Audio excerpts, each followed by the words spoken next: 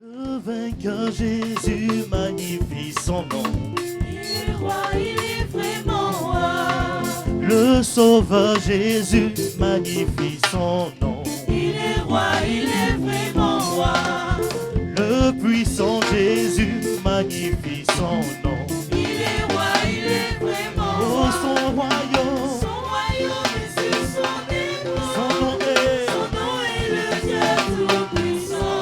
merveilleux. Merveilleux conseiller, le prince de paix. Il est roi, il est vraiment roi. Oh, son nom est Son royaume est sur son épaule. Son nom est le Dieu tout-puissant. Merveilleux conseiller, le prince de paix. Il est roi, il est vraiment roi. le sauveur Jésus magnifie son nom. Il est roi, il est vraiment roi.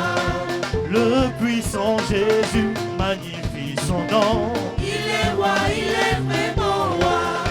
Le vainqueur Jésus magnifie son nom. Il est roi, il est vraiment Oh, roi. son royaume, Son royaume est sur son épaule. son nom est, Son nom est le Dieu tout-puissant. son nom est le Dieu tout-puissant. Merveilleux conseiller, le prince de paix. Il est roi, il est vraiment Oh, roi. son Son royaume, royaume est sur son épaule. Son nom est le Dieu tout-puissant. Merveilleux conseiller, le prince de paix. Il est roi, il est vraiment roi. son Son royaume, royaume est sur son épaule. son nom Son est nom est le Dieu tout-puissant. merveilleux. Merveilleux conseiller, le prince de paix. Il est roi, il est vraiment roi. Je veux louer le vainqueur Jésus-Christ qui s'est donné à la croix. Il m'a tant aimé, il est mort pour moi. Moi je veux louer le sauveur Jésus-Christ qui s'est donné à la croix. Il m'a tant aimé, il est mort pour moi. Je veux louer. Bien-aimé, est-ce que tu veux louer le roi des rois ce matin? Celui-là qui s'est donné à la croix pour toi. Il s'est donné à la Il croix. m'a tant Il aimé. m'a tant aimé, il est mort pour Oh, moi. je veux louer. Je veux louer le Seigneur Jésus. Il s'est donné. Il s'est donné à la croix. Il m'a tant aimé, il est mort pour moi. Je veux chanter le Seigneur Jésus-Christ qui s'est donné à la croix. Il m'a tant aimé, il est mort pour moi. Je veux danser pour le Seigneur Jésus-Christ qui s'est donné à la croix. Il m'a tant aimé, il est mort pour moi. Je veux louer, je veux louer le Sauveur. Le Seigneur Jésus. Il s'est donné, Il s'est donné à la il m'a croix. tant Il aimé. m'a tant aimé, il est mort pour moi.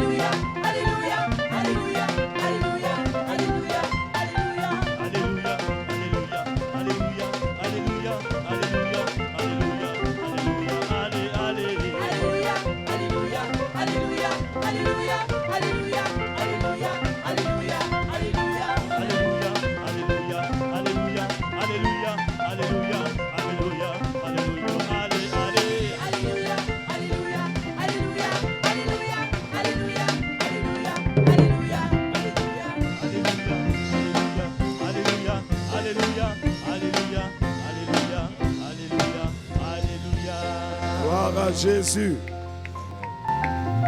Un cantique d'adoration. Nous allons adorer le Seigneur, préparer nos cœurs à l'écoute de la parole de Dieu. Nous allons adorer le Seigneur notre Dieu, celui qui est tout pour nous, qui est notre raison de vivre. Et préparer nos cœurs à recevoir sa parole incorruptible.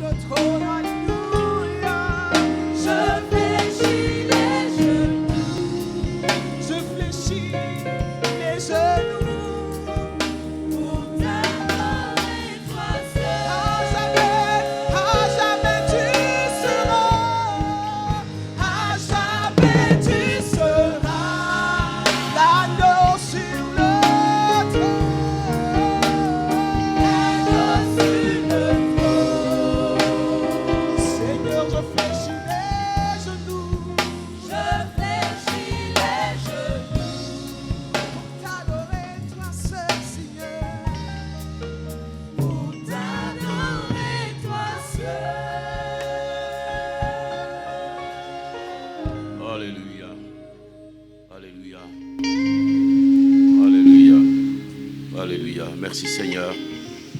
Merci Seigneur. Nous voulons t'adorer Seigneur et proclamer ta grandeur, proclamer ta puissance, proclamer ton autorité, proclamer ta gloire Seigneur et te consacrer nos vies pour accomplir ta volonté.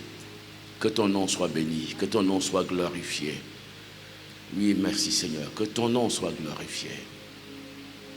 Que ton nom soit glorifié. Que son nom soit béni.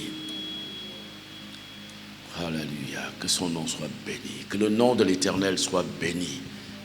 Que le nom de l'Éternel soit béni. Que le nom du Seigneur soit glorifié. Que son nom soit exalté. Que les nations proclament sa gloire. Que son règne vienne. Que son règne s'établisse dans nos cœurs, dans nos vies, dans nos familles, dans nos villes, dans nos cités. Que le règne du Seigneur Jésus-Christ vienne. Oh, alléluia. Je voudrais que nous puissions nous tenir debout et proclamer la gloire du Seigneur, le règne du Seigneur. Nous sommes dans des temps caractéristiques. Alors nous voulons dire, béni soit le nom du Seigneur. Que ton nom soit béni, ô Seigneur. Que ton nom, proclamons ensemble le nom du Seigneur, la gloire du Seigneur. Que ton nom soit béni, que ton nom soit proclamé, que ton nom soit glorifié, qu'il soit sanctifié dans nos nations, qu'il soit proclamé dans nos nations, que ton règne vienne dans nos nations, que ton règne vienne dans nos cités, que ton règne vienne dans nos familles, que ton règne s'établisse. Oh, béni soit ton saint nom, béni soit ton saint nom, glorifié soit ton saint nom, que le nom de l'Éternel soit béni, que le nom de Jésus-Christ soit béni, que son règne vienne et s'établisse dans nos cœurs. Béni sois-tu, Seigneur, au nom de Jésus. Et nous offrons une offrande d'acclamation au Seigneur avant de nous asseoir. Alléluia. Gloire au Seigneur. Alléluia. Veuillez vous asseoir, s'il vous plaît. Veuillez vous asseoir, s'il vous plaît. Alléluia. Je voudrais vous inviter ce matin à lire avec moi l'Évangile de Jean à partir du verset 1er. Nous allons juste lire quelques versets. Alléluia. Alors, Jésus vit en passant un homme aveugle de naissance. Ses disciples lui firent cette question. Rabbi, qui a péché, cet homme ou ses parents, pour qu'il soit né aveugle? Jésus répondit, ce n'est pas que lui ou ses parents aient péché, mais c'est afin que les œuvres de Dieu soient manifestées en lui. Il faut que je fasse, tandis qu'il est jour, les œuvres de celui qui m'a envoyé. La nuit vient où personne ne peut travailler. Pendant que je suis dans le monde, je suis la lumière du monde. Après avoir dit cela, il cracha à terre et fit de la boue avec sa salive. Puis, il appliqua cette boue sur les yeux de l'aveugle et lui dit, « Va et lave-toi au réservoir de Siloé, nom qui signifie envoyé. » Il y alla, se lava et s'en retourna voyant clair. On peut s'arrêter là. Jésus vit en passant un homme aveugle de naissance. Ses disciples lui posent donc une question. Rabbi, qui a péché? Est-ce cet homme ou ses parents pour qu'il soit né aveugle? La réponse de Jésus est claire. Ce n'est pas que lui ou ses parents aient péché, mais c'est afin que les œuvres de Dieu soient manifestées. Verset 4 qui nous intéresse ce matin. Il faut que je fasse, tandis qu'il est jour, les œuvres de celui qui m'a envoyé. La nuit vient où personne ne peut travailler. Pendant que je suis dans le monde, je suis la lumière du monde. Dieu bénisse sa parole. Je voudrais vous saluer toutes et tous dans le précieux nom du Seigneur Jésus-Christ. Pendant 2-3 semaines, j'ai été absent et nous avons été à l'intérieur du pays pour visiter les églises. Nous sommes partis d'Abidjan pour San Pedro où nous avons inauguré un temple, un très beau temple. Et ensuite, nous avons procédé à l'établissement d'un pasteur qui prenait fonction dans une autre église. Nous avons visité 4 autres églises dans la ville qui sont en construction. Et c'était un moment merveilleux. De là, nous avons continué à Merdi, où nous avons aussi un centre. Nous avons un centre régional. Nous avons participé à une pastorale où nous avons exhorté les pasteurs. Nous avons pu constater que Dieu est à l'œuvre dans ce lieu. Nous sommes passés par Soubré et ensuite nous avons fait 4 jours, 4 nuits à Daloa, où nous avons terminé notre mission pour rentrer au cours de la semaine qui s'achève aujourd'hui.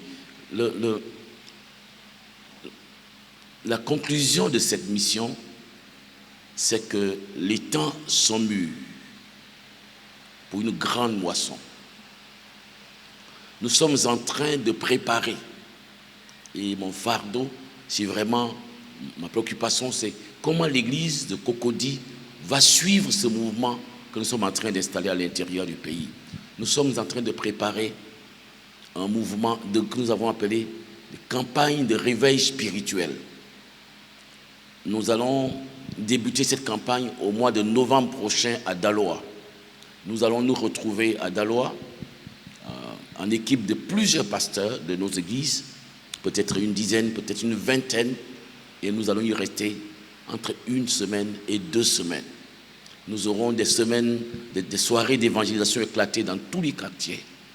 Nous aurons en journée des temps d'enseignement de la parole de Dieu, de prière pour les malades, de prière pour ceux qui ont besoin de délivrance, de prière pour ceux qui ont besoin du baptême du Saint-Esprit. Nous allons le faire intensivement pendant la journée. Et puis les soirs, nous allons nous retrouver pour des grandes réunions d'évangélisation et de réveil spirituel. Le Seigneur m'a mis ce programme à cœur et nous avons l'intention de le faire à travers tout le pays, à travers toutes les régions du pays.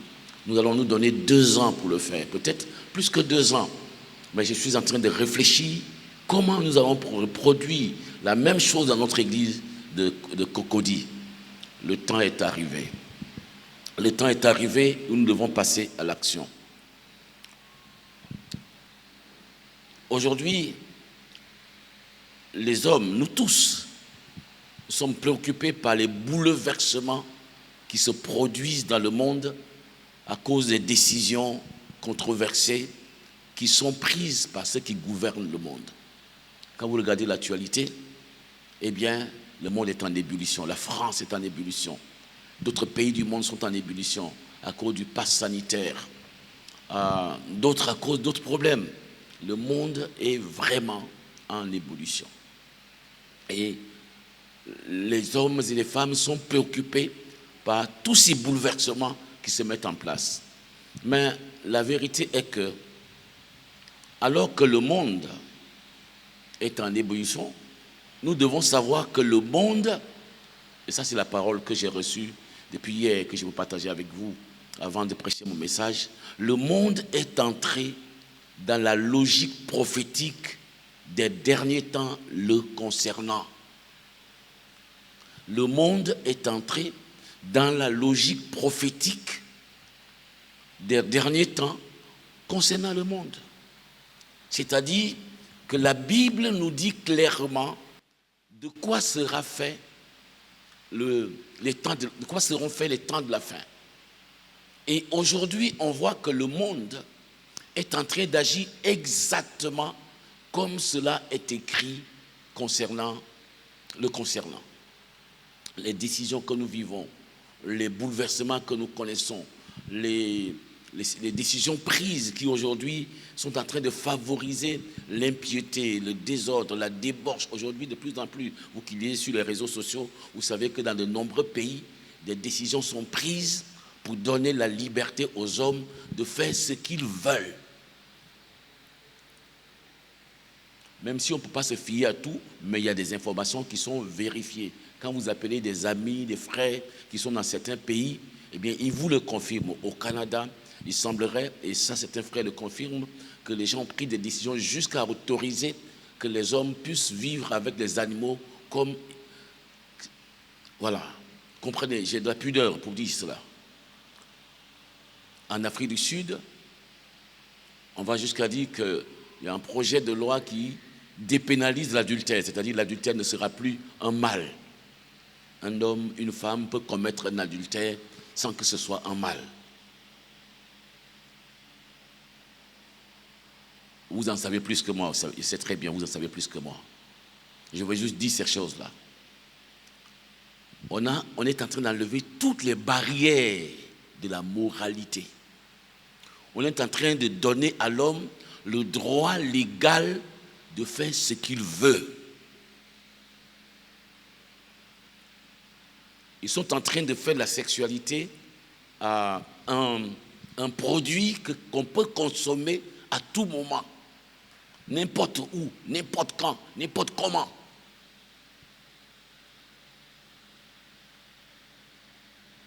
Et pourtant, le monde est très intelligent. Mais pourquoi ces choses arrivent? Et pourquoi maintenant? Ces choses arrivent maintenant pour nous montrer que nous sommes dans la fin, les temps qui sont appelés la fin des temps. Le monde est entré, lui, résolument dans la logique prophétique qui le concerne, c'est-à-dire ce qui a été prophétisé, annoncé depuis l'Ancien Testament, répété par le Seigneur Jésus-Christ, qui a dit dans les derniers temps,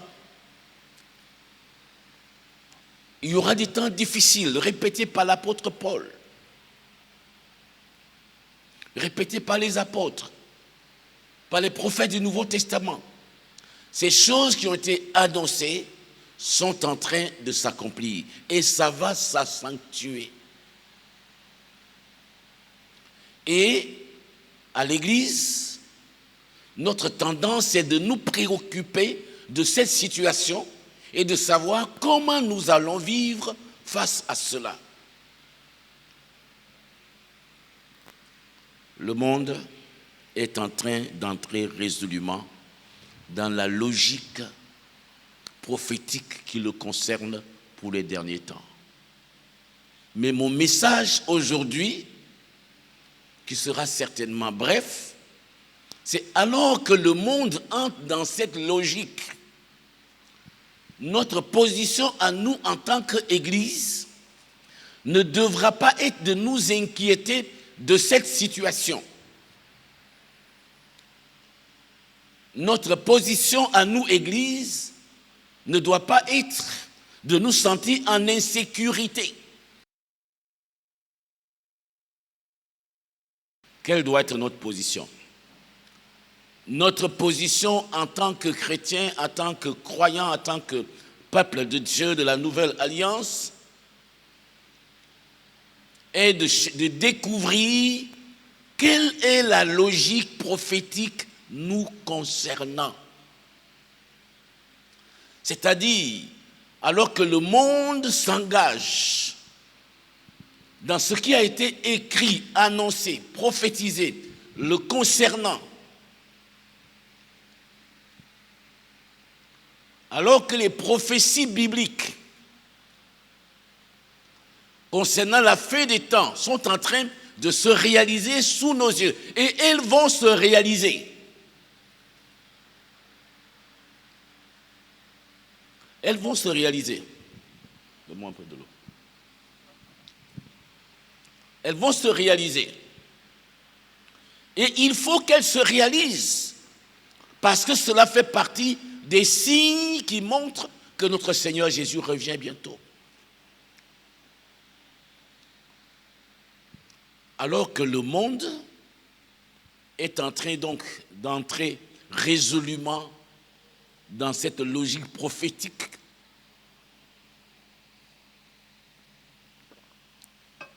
qui le concerne,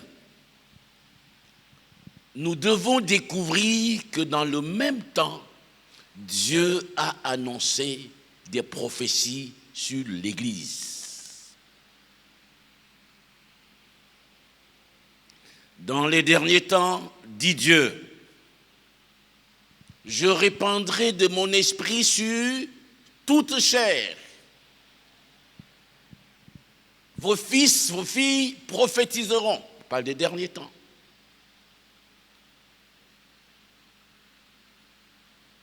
Il y a deux prophéties majeures concernant les derniers temps.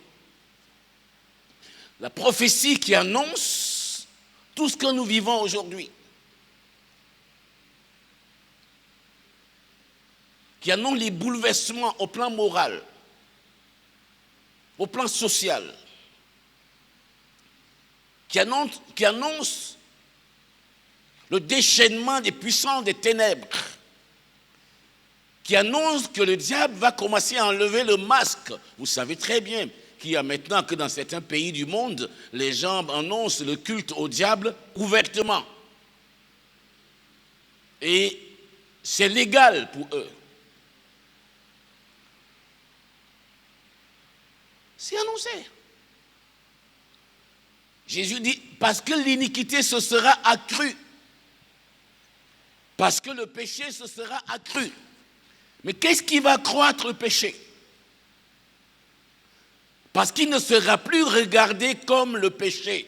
Il sera regardé comme un droit normal des hommes. Alors parce que l'iniquité se sera accrue, l'amour du plus grand nombre se refroidira. Il n'a pas dit qu'ils deviendront païens, mais leur amour, leur zèle, leur enthousiasme, leur détermination, leur engagement pour Dieu, leur volonté de rester fidèles à la parole de Dieu, de marcher conformément aux saintes écritures, va se refroidir. Et il dit bien du plus grand nombre. Donc ne soyez pas étonnés lorsque vous allez trouver que dans le milieu chrétien, un grand nombre de gens vont accepter des compromissions, vont renoncer à la vérité de la parole de Dieu, vont s'aligner sur des approches du monde. L'amour du plus grand nombre va se refroidir. Et comme je l'ai dit tantôt, l'apôtre Paul qui dit, sachez-le, il y aura des temps difficiles dans les derniers temps. Les gens seront égoïstes, ils seront orgueilleux, ils seront fanfarons, ils seront impudiques, ils raconteront tout cela. Mais en même temps, il y a une promesse pour l'Église. Dans les derniers temps, dit Dieu, je répandrai de mon esprit sur toute chair. Vos fils, vos filles prophétiseront. Vos jeunes gens auront des visions. Vos vieillards auront des songes. Et nous nous souvenons que dans Actes chapitre 1, verset 8, le Seigneur Jésus a dit, vous recevrez une puissance. Le Saint-Esprit survenra sur vous et vous serez mes témoins. À Jérusalem, en Judée, en Samarie et jusqu'aux extrémités de la terre. Quelle est donc la logique dans laquelle l'Église doit s'engager aujourd'hui? Plutôt que d'être préoccupée par ce qui se passe dans ce monde, plutôt que d'être angoissée, apeurée par la logique dans laquelle le monde est entré, l'Église doit prendre ses responsabilités pour entrer dans la logique prophétique la concernant. La logique prophétique que Dieu veut, dans laquelle Dieu veut que nous entrions, c'est que Dieu veut répandre de son esprit sur toute chair. Alors que le monde sera engagé dans ce qui le concerne, à vivre en s'éloignant de Dieu, Dieu veut répandre son esprit sur son peuple, sur ses enfants, sur ses serviteurs. Et il répand son esprit sur nous, pourquoi? Pour que nous allions et que nous fassions de toutes les nations des disciples. Il répand son esprit sur nous pour que nous allions, nous proclamions la parole de Dieu. Il répand son esprit sur nous, comme le dit Acte 1, verset 8. Vous recevrez une puissance, vous serez mes témoins à Jérusalem, en Judée, en Samarie et jusqu'aux extrémités de la terre. Ce que nous avons donc à faire, c'est qu'au moment où le monde est entré dans cette logique, nous devons aussi entrer dans la logique de la parole de Dieu. Nous devons nous tourner vers le Seigneur. Nous devons nous mettre à le chercher. Nous devons commencer à rechercher la puissance d'en haut. Nous devons commencer à prendre du temps devant lui, à prier devant lui, à crier à lui de tout notre cœur et à rechercher sa grâce et sa puissance et à proclamer la parole de Dieu. C'est dans cette logique que nous voulons entrer dans les mois qui viennent, dans les années qui viennent. Et ce que je vous ai dit tantôt, c'est ce que nous allons faire. À l'église locale ici, j'ai des idées à vous partager. Dans les temps qui viennent, je vais vous demander que nous puissions nous retrouver. On va se rassembler, on va former des petits groupes, on va former des groupes de réflexion pour que nous passions à une autre phase, pour que nous entrions dans une dimension où nous allons répondre aussi, comme Dieu le veut, à ce qui se passe dans ce monde. Nous ne pourrons plus faire le christianisme dans la tiédeur. Nous ne pourrons plus vivre notre foi dans la froideur. Le Christ veut que nous puissions répondre à cette logique. Alors dans le texte que nous avons lu, que nous dit le Seigneur? Il nous dit, la nuit vient. La nuit vient où plus personne ne pourra travailler. Laissez-moi vous dire que la nuit est là bientôt. La nuit est là bientôt. Il faut que je fasse pendant qu'il est jour. C'est un impératif. Il faut que nous nous levions maintenant. Il faut que nous nous organisions maintenant. Si nous laissons les ténèbres nous envahir, elles vont nous envahir. Si nous laissons les ténèbres envahir nos cœurs, elles vont envahir nos cœurs. Si tu laisses les ténèbres envahir ton cœur, elles vont envahir ton cœur. Si tu laisses les ténèbres envahir ta famille, elles vont envahir ta famille. Si tu laisses le monde envahir ton cœur, ta famille, ta vie, il va envahir ton cœur, ta famille et ta vie. Si nous laissons les ténèbres envahir l'église, que nous croisons les bras, que nous nous contentons juste de faire quelques cultes gentils, que nous n'allions pas au-delà, si nous nous laissons entraîner par la paresse, par la fainéantise, le monde viendra nous envahir, notre amour se refroidira. La nuit vient où personne ne pourra travailler. Mais nous avons encore un peu de temps. Et je vous invite à vous préparer. À vous préparer. Pendant tout le séjour que j'ai passé à l'intérieur, j'ai prié pour l'église. Et je continue de prier pour cette église, constamment. Nous allons nous organiser, nous réorganiser. Nous allons aller au-delà du culte.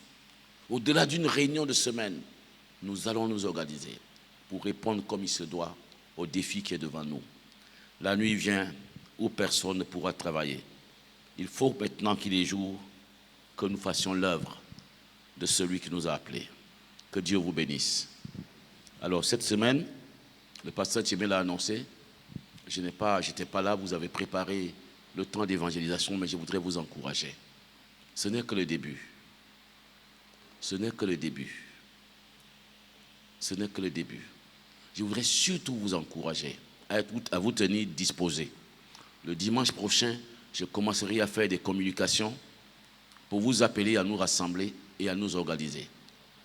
Pour mener des actions coordonnées dans le sens de l'évangélisation. Ce n'est pas des actions comme ce qu'on voit dans le monde, mais des actions dans le domaine spirituel, dans le sens de la prière, dans le sens de la formation des chrétiens que nous sommes, que vous êtes, dans le sens de la préparation de l'Église pour une action forte dans l'évangélisation, dans la conquête des âmes, dans la formation des disciples, dans l'élaboration d'une approche qui fera de notre Église une réponse effective de Dieu aux besoins de notre société, aux besoins de notre communauté, aux besoins de nos frères, de nos sœurs, de nos parents qui sont autour de nous. Dimanche prochain, je vais commencer à vous passer des communications là-dessus. Je vous demande à vous tenir préparés et prêts. Il est temps que chacun de nous, il est temps que personne ne soit juste un chrétien pour faire un culte le dimanche. Il est temps que chacun de nous soit un disciple engagé.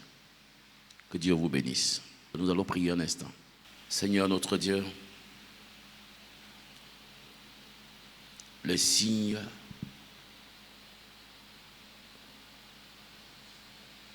qui ont été annoncés s'accomplissent. Et nous ne devons pas avoir peur. Et nous ne devons pas être troublés. Au contraire, nous devons nous réveiller. Nous devons nous sentir interpellés. Nous devons nous préparer. Nous devons nous préparer. Je te prie, Seigneur, que tu nous aides à répondre comme tu veux que nous répondions. Et que la gloire te revienne. Au nom de Jésus. Amen.